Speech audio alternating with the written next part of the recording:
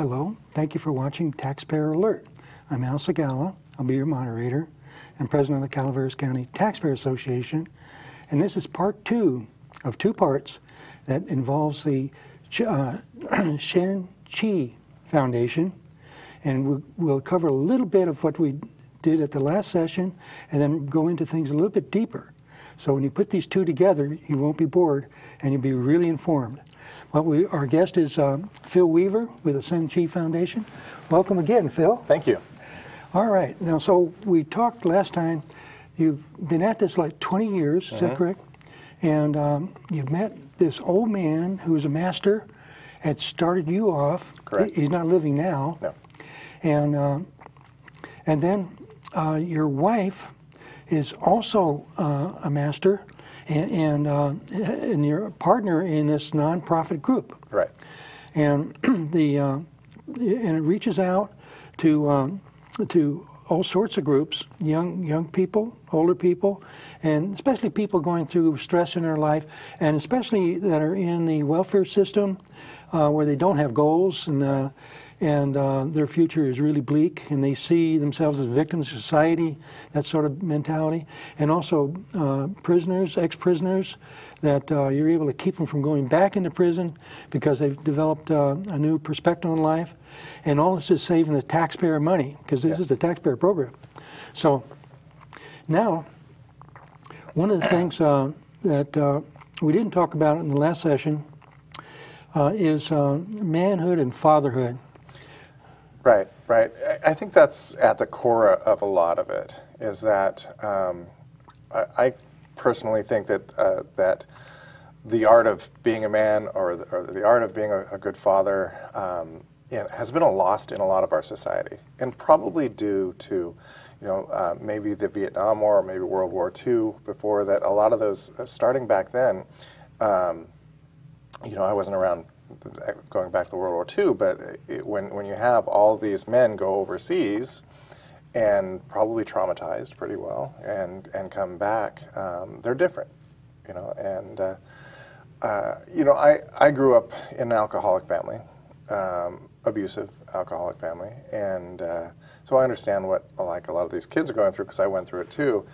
And going through that, looking back for many years, I blamed that. My stepfather was an extreme alcoholic, and it wasn't until years later that I realized that some mention of Vietnam came up.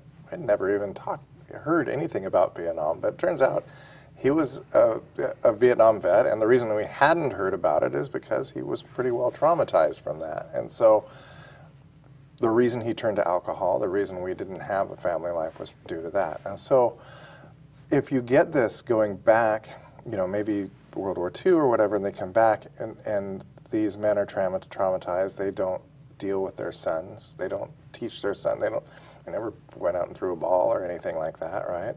Then those sons never learn how to be a father, and even though they haven't been traumatized through a war or something like that, they're then going to pass down the same thing. Right. So, I was one of these young men that we mentor. I took him outside and we were doing a little project in the back. And I asked him to go up and unscrew this bolt. And he started turning it the wrong way. And it just really hit me like, that's such a basic thing that any boy should know, how to unscrew a bolt. And he didn't know, because he had never had a male influence in his life. And so the art of being a man isn't turning a bolt. That's a small example, but I think at the core of it is actually integrity. Learning integrity, courage, and strength, I think, are very important attributes. And people may not realize how important integrity is, but when we're integrous, we're telling ourselves internally who we are, and that's the foundation of self-esteem. So if we do something different than what we may say we do or whatever, if we act in non-integrity, our inner self knows that. And then our inner self, that's how we form our opinion of ourselves. So integrity is critical, and that's something that needs to be taught. And of course, strength and courage go along with that too. So I think it's epidemic. I think it's multi-generational in our country, and I think it's epidemic that boys need to be taught how to be men. Now, what effect does this process have on women? It's the same, except there's one more layer. You know, we talk about these integrity and strength and courage as being male attributes, but really it's the same for women, right? And when women develop these attributes, they blossom, okay? But there's one more layer that women have to deal with on top of this, and that's the fact that society is in some way almost tells them that they shouldn't defend themselves. And that inner message says they're not worth it to defend themselves. And and we've drilled down this to the core of this with many young women and older women of all ages, and they break down when they realize that they have not had that if they were to ever get in a situation where something terrible was happening to them, that they may not defend themselves because they've developed this inner feeling of they're not worth it to defend themselves, and that's, you know, that's just not right, right? Or defending their child. Or defending their child, anything, right? Yeah, absolutely. So, for women's work, you know, we talk about it as manhood, but it's really, for women, it's that plus that whatever society is telling them that they shouldn't. On top of it. You have different symbols. I think one of them is a tiger, another one is shrew or mouse or the something. mongoose. Mongoose. Yeah, yeah. And so you might be teaching the woman to be a tiger. Mm-hmm. Yes. In certain circumstances. Yes. We teach different animals, different animal forms, and the actual art, when you do it, you switch in and out, and what's ever appropriate for that moment. So, and yeah, the tiger attributes are very, very powerful, and when a woman takes those on, it's empowering. Yeah, there's a psychological. My wife has a leopard-looking blouse, and when she wears that, I tend to be more kind to her, and more wanting to please her, because I don't want the tiger or the leopard to get mad at me. No. Yeah, it's amazing. It's different when strong women our society tells them they shouldn't be there sometimes, but women are amazing when they develop inner strength. Yeah. So now another item is neurogenesis and neuroplasticity. Yeah. So neurogenesis and neuroplasticity are some recent developments in brain science. And I don't know if you remember in school, but I remember being told in school that our brains didn't develop past a certain age. And for me, that was a shock, because I wanted to be smarter. I wanted to keep growing in intelligence, right? But it said, no, brain science says we get to a certain age, 18 or 20 or something, and our brains stop growing, and that's it. And that's all the intelligence you're going to have. It's not true. Right. Brain science, neuroscience has just in the last decade discovered these neurogenesis and neuroplasticity. And it probably would have been obvious had anyone thought about it, because, you know, stroke victims sometimes recover. Well, there's got to be something going on in the brain there for a stroke victim to recover, right? Neurogenesis happens when we exercise the body. The brain develops new neurons. That's neurogenesis. The problem is that if they're not put to use, they die off immediately. And that's why the scientists didn't pick them up, because these neurons were being generated and then they would disappear because they didn't get put to use. So if you do a physical exercise and then use the brain in some way, you challenge the brain, then those neurons get put to use, and we actually grow, maybe not a bigger brain, but a more dense brain, so therefore a more intelligent brain. More connections. More connections, right.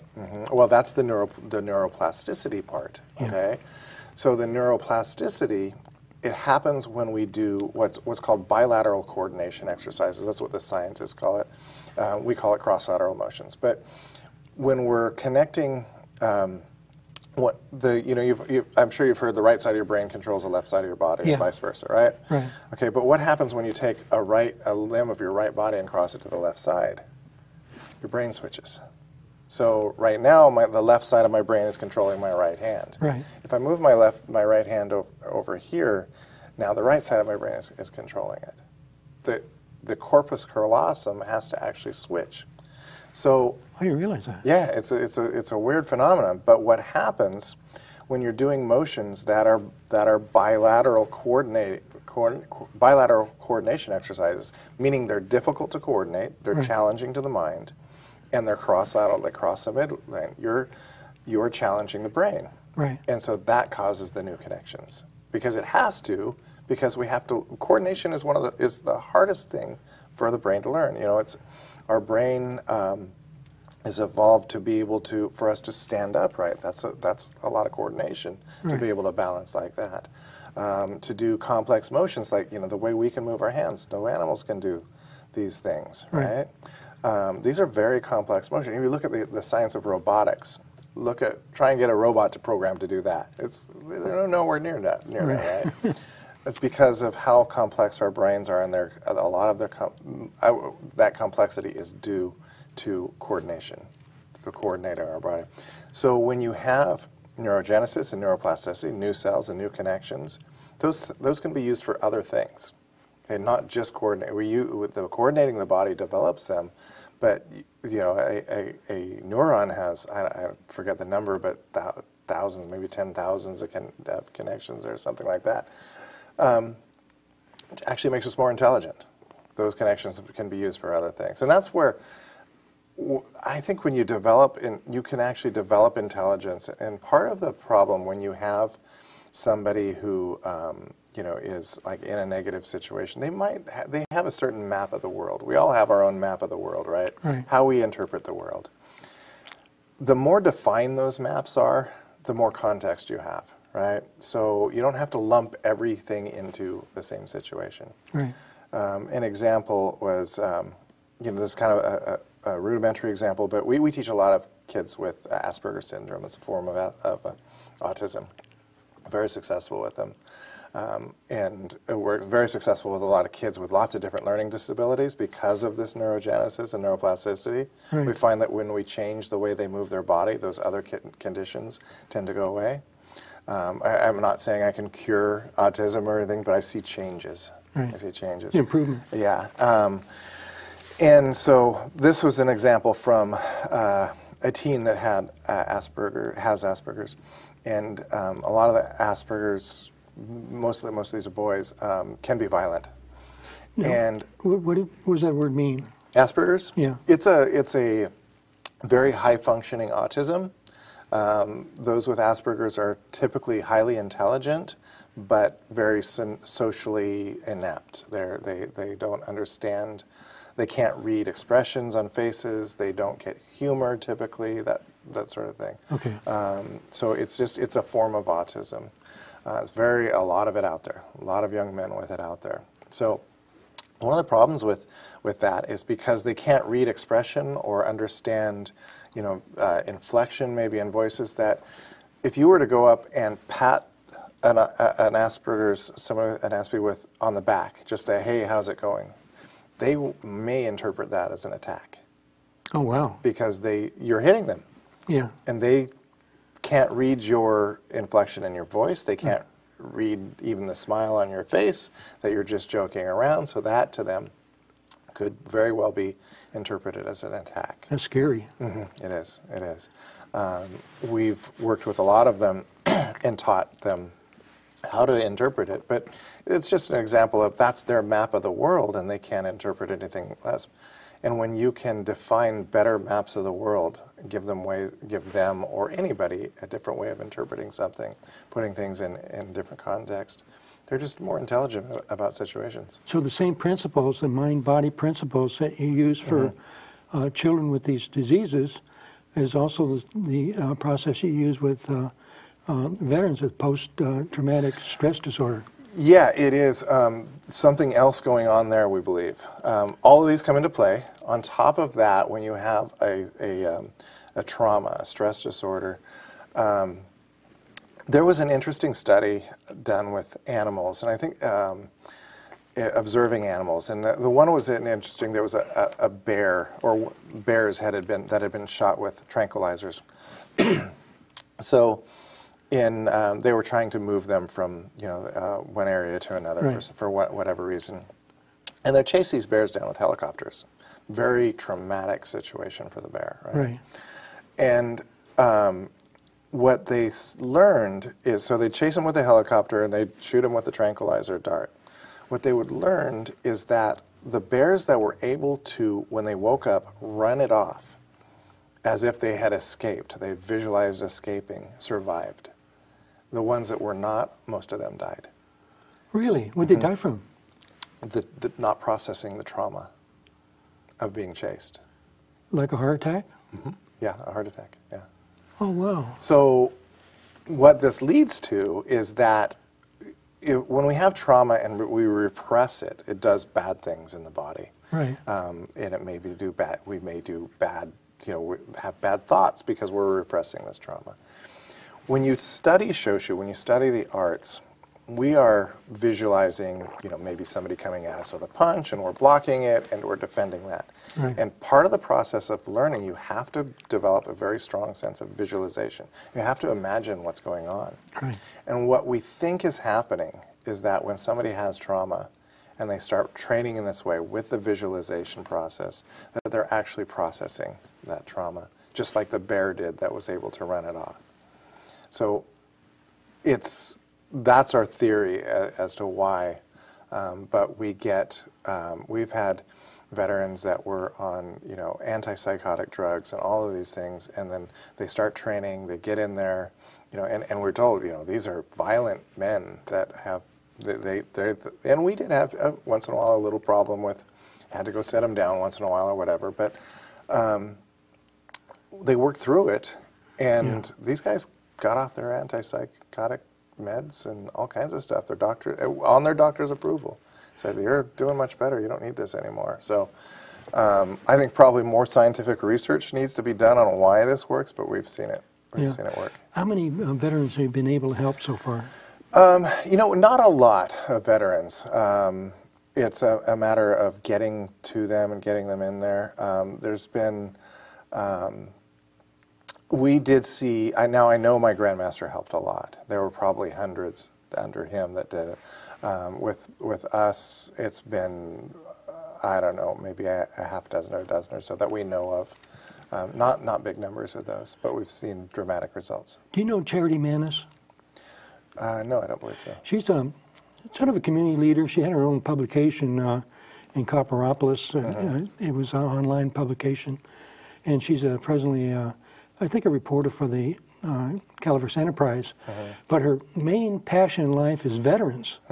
And she was a guest on our Taxpayer Alert program. And I think if she knew about this, you'd have lots of veterans to be able to help, because she communicates with them and she's doing everything she can to help them. It's just that there are so many populations for us that we can help. That we're, it's just my wife and I. Remember, although we do have methods of scaling this up that we're working on. So. Now, you had some negative experiences when you were a teenager, and then you got into this and got on a good path. Oh, yeah. Now, what's Kim's background? What's that? Oh, Liz, my wife? Yeah, I mean Liz, yeah. I think she just had a realization at some point in her life that she, as a woman, needed to know how to defend herself. She just, she didn't have she has a wonderful family. But at some point she realized that it was her responsibility to be able to defend herself. So that's how she got into it. That's interesting.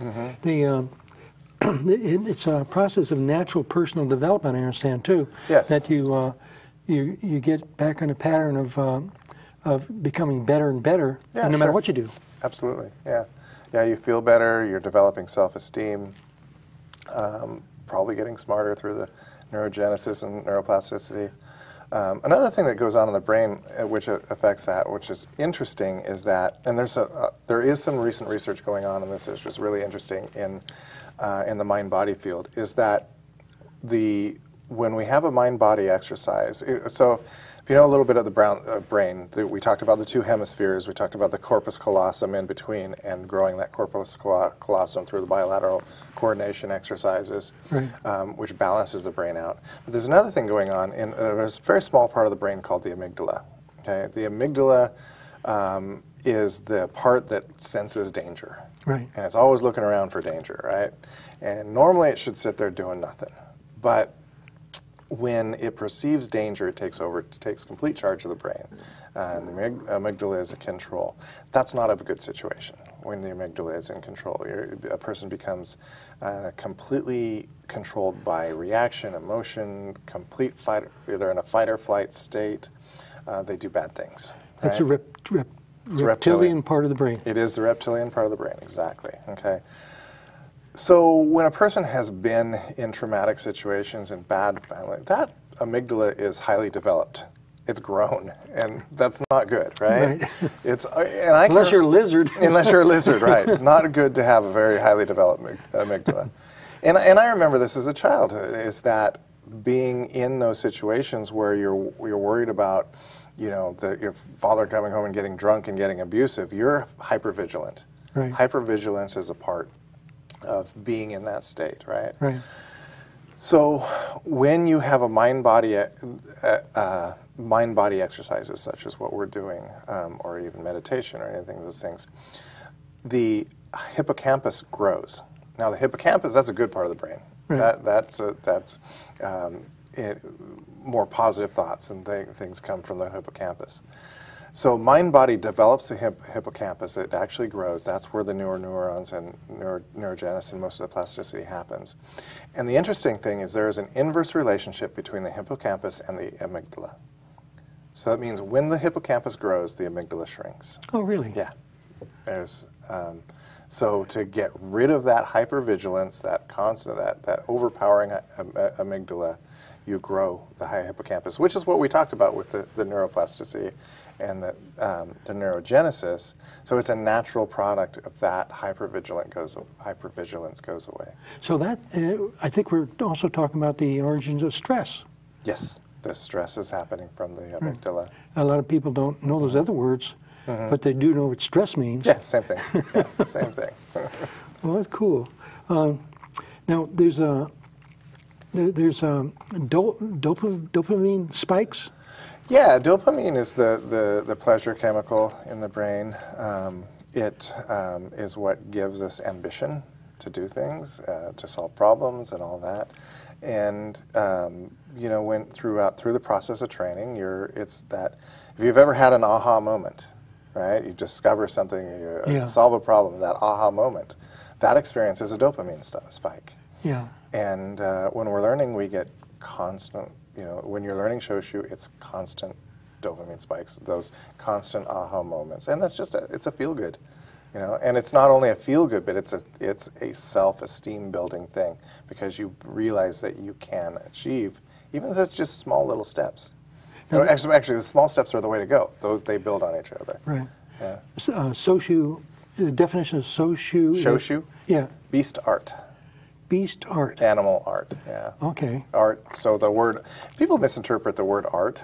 Yeah. It does not mean creativity. People have got that mixed up with the word creativity. They get the art of love. Yeah, right. Okay, well, the art of love, art means skill. Yeah. It means a high level of skill. And the word, you talked about the word kung fu, it does not mean fighting. It means hard work over time, which is skill. I didn't know that. Yeah, it doesn't mean fighting. Wow. You could be kung fu at anything.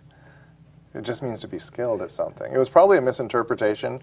Somebody's probably doing a form or kata, and what's he doing? Oh, kung fu. He was saying he's very good. Yeah. But it came across as he's learning fighting. I remember when I was in the Navy, we had a term called gung ho, which means all for the many and total dedication. Right. He's a gung-ho guy, means he's totally dedicated. Right. Yeah, we use, in the martial arts, we would use the word spirit for that. Okay. You hear mind, body, spirit, that's what spirit means. That's... what are the benefits to this form of martial art that the average person can use in their life? Well, so there's, like we talked about, there's a lot of different martial arts, and most of the martial arts that are in the country are sports, right? Now, every martial art has benefits. Right. Okay, you're going to develop discipline. You're going to develop, you have a sense of camaraderie with the people. You have positive peer environments.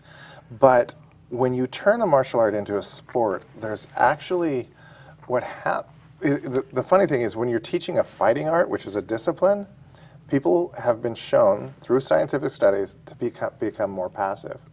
When you teach a sport, which is we're going in the ring and we're scoring points or MMA or whatever, people become more aggressive. There's absolutely there's an opposite effect from them depending on whether it's a discipline or a sport. So there's actually some negative effects, and today MMA is very popular in our world. It does not have a good effect on our young people. What's that word? MMA, mixed martial arts, is very popular on TV with Okay. the UFC and all that. So Yeah. And you see, the kids walking around with the tap-out shirts and all that. Those are MMA things, and it can have a negative effect, a very very big negative effect. There's another word called psychological chin-na.